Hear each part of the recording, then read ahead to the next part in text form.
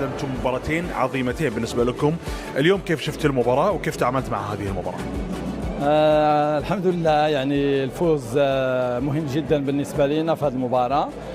دخلنا بعقلية مختلفة تماما، يعني كانت جدية يعني منذ البارح، وأنا تنحس بأن اللاعبين مركزين بشكل كبير على المباراة، لأن رغم أن كانت قرعة كأس العالم وكان يعني أول تجربة وحضور يعني الجمهور وتاريخ كرة القدم الأردنية، ولكن اللاعبين أصروا على أنهم يتموا الاستشفاء تاعهم باش يكونوا جاهزين أكثر، وهذا تدل على أن العقلية تغيرت بشكل كبير، وشفناها اليوم على أرضية الملعب، يعني سيطرة مطلقة على أجواء المباراة.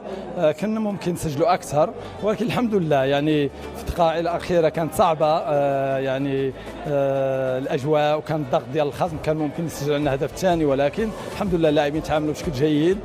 تنهنيهم على هذا الانتصار، وتنهني علي حجبي وعودة فخوري، جوج لاعبين شبان اللي خمناهم في هذه الأجواء، يعني تكتسبوا خبرة، والحمد لله يعني تأهل مستحق، والآن عندنا وقت في أننا نرتاحوا للمباريات المقبلة.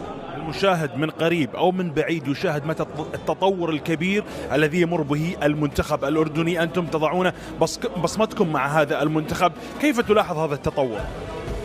يعني هو في عمل في جدية، في كذلك انخراط من اللاعبين، لأنه ممكن أنت يكون عندك فكر، يكون عندك تصور واضح، ولكن الفاعلين الأساسيين ما يستجيبوش، ولكن كاين استجابة يعني مطلقة من اللاعبين، حوافز من عندهم، دوافع داخلية، تعيشوا بشكل إيجابي بشكل كبير، وتنتمنى لهم التوفيق يعني كأفراد وكمنتخب وكفريق، لأنه يستحقوا الأفضل، وحنا تنشتغلوا معهم يعني، وتنقدموا لهم الوسائل اللي ممكن تخليهم أنهم يقدموا أداء رائع. وشفنا مباريات رائعة، ولكن تأهلنا للدور المقبل، ولكن مازال أمامنا مشوار، نتمنى أننا نستعدوا له بشكل جيد إن شاء الله. استغل وجودك معنا بشكل سريع، نكلمك عن القرعة، قرعة